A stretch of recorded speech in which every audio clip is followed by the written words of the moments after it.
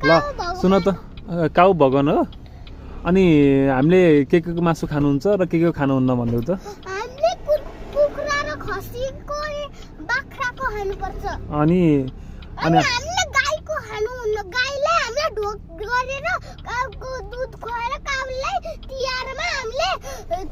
टीका लगाएर माला लगाएर मिठाई खुवाउनुपर्छ यस गुड अनि काउलाई फेरि ढोक गरेर घाँस खुवाएर ग्रेन खुवाउने अनि फेरि काउलाई ढोक गरेर माया गरेर बस्ने ओ गुड अनि काउलाई धेरै माया गर्नुपर्छ यस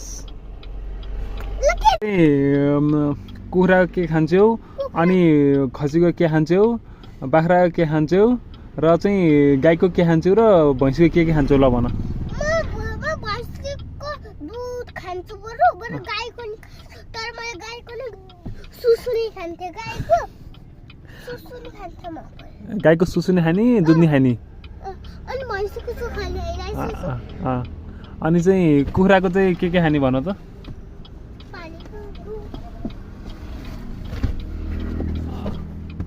हाँ यो कालो कालो चाहियो कि यो भात खाइज